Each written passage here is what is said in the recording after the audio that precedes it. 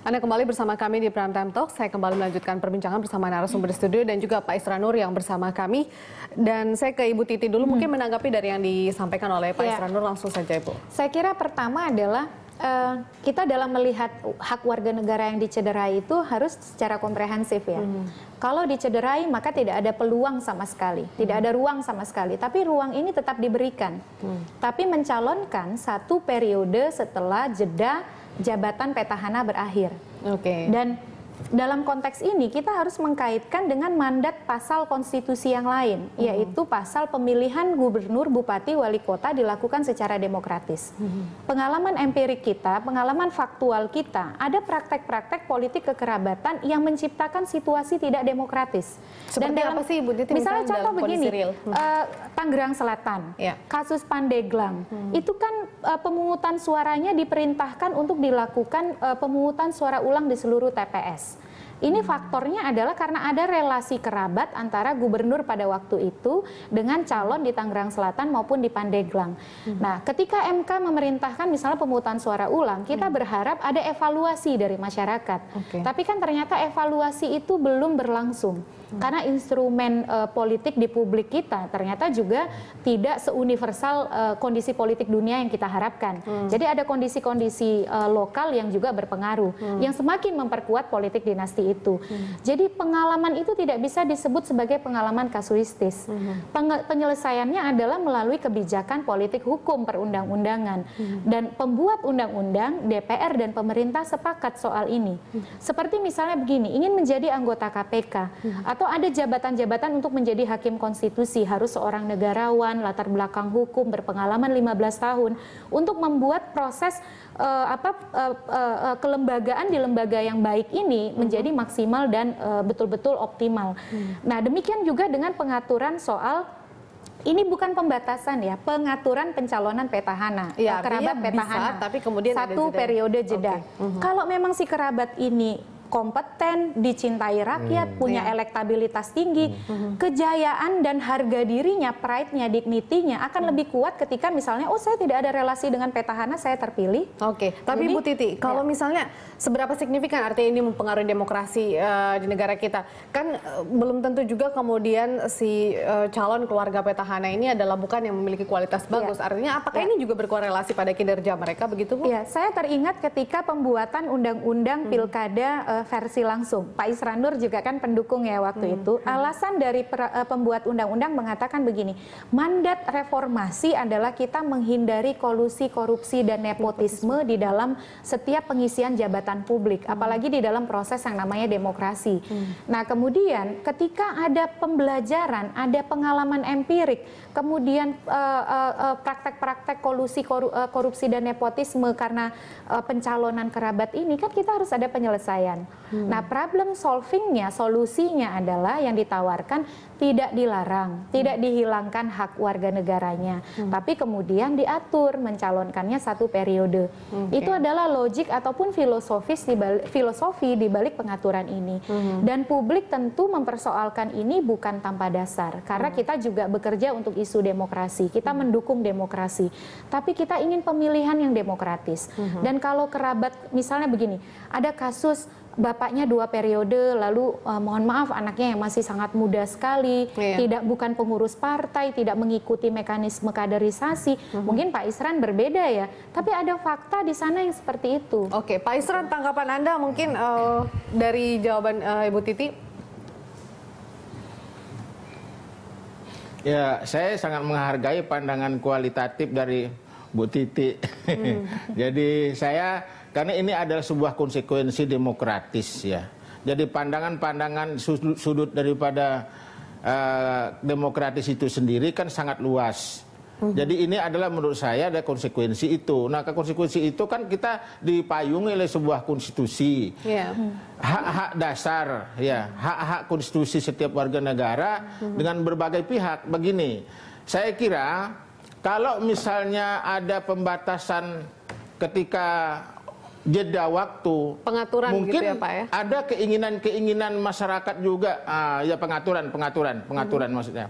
Ada juga keinginan masyarakat yang menginginkan daripada kerabat dan keluarga daripada petahana itu yang dianggap memiliki kemampuan, memiliki kompetensi, dan memiliki kapabilitas kalau dia menggantikan atau misalnya dipilih kembali oleh rakyat. Jadi ini bukan menggantikan begitu seperti diserahkan atau diwariskan, tidak. Tapi kan melalui proses-proses demokrasi yang akan dimilih langsung oleh rakyat yang kita laksanakan sekarang ini.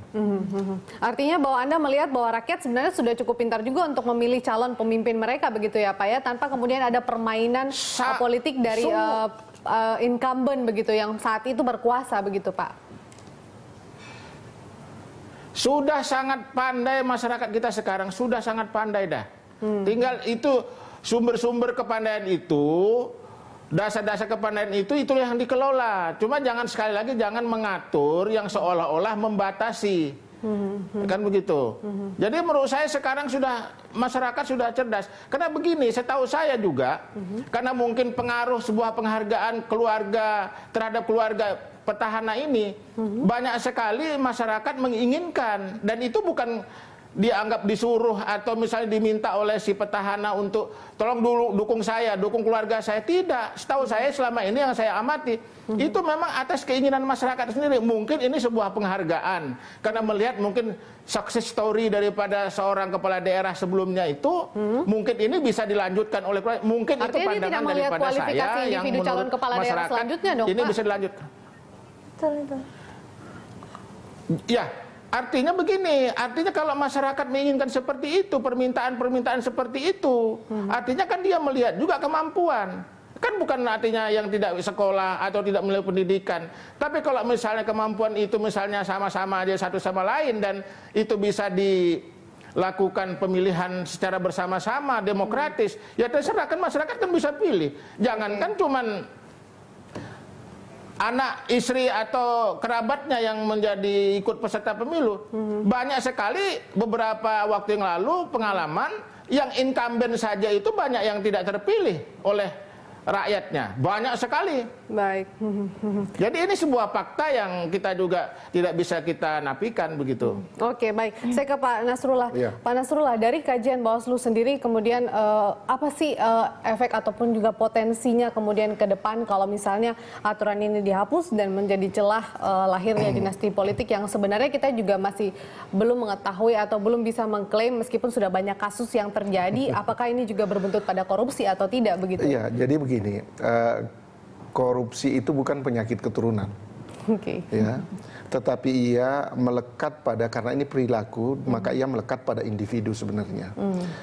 Jadi ada hal yang saya sependapat dengan Pak Isran, tapi ada hal yang memang pada porsi sesungguhnya kita mampu meletakkan bahwa kita harus mampu mengantisipasi nih, ya, kritikan-kritikan masyarakat yang begitu luar biasa terkait dengan persoalan dinasti politik ini perlu pembuktian, ya, perlu pembuktian pada prinsipnya. Ya, kalau kita berpemilu sekarang ini, bagaimana petahana ini dengan mungkin kerabatnya yang maju dan ketika ia masih dalam posisi itu, maka ingin dipastikan jangan sampai itu memanfaatkan di antara fasilitas-fasilitas milik pemerintah, dana bantuan sosial yang nanti diperuntukkan kepada kerabatnya misalnya, artinya atau mungkin orang-orang terdekatnya, atau mungkin begini. Praktek politik uang itu mulai saat ini yang bisa dipertontonkan, jangan dipertontonkan, jangan lagi dilakukan, ya, karena politik uang ini sesungguhnya merupakan cikal bakal daripada extraordinary crime, ya. Karena karena faktor politik uang ini nanti pasti dia akan berujung pada perilaku korup nanti. Artinya tidak harus selalu dinasti politik dong, Pak? Iya, mestinya tidak ada juga jaminan seperti itu. Tapi kemudian kejadian seperti di Banten, Pandeglang, bukankah itu menjadi bukti? Itu fakta yang saya pikir memang juga tidak bisa ditampik, gitu loh. Tetapi saya juga punya harapan, ini harapan saja, bahwa sesungguhnya butuh pembuktian juga di masyarakat bahwa yang punya garis kekerabatan itu justru malah jauh lebih mengedepankan pada persoalan kepentingan masyarakat.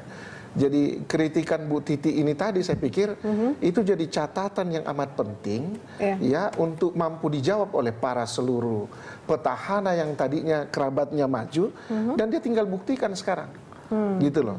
Jadi apa namanya, dibuktikan saja bahwa Anda punya sisi kapasitas yang bagus, Anda punya integritas yang baik. Berpemilu itu bukan untuk Anda, tetapi berpemilu itu untuk rakyat. Maka jaminkanlah kesejahteraan buat rakyat itu. Jangan bukan untuk Anda gitu loh, bukan untuk Anda, tetapi itu untuk rakyat. Baik, kita masih akan melanjutkan perbincangan di segmen berikutnya. Pemirsa tetaplah bersama kami di Prime Time Talk.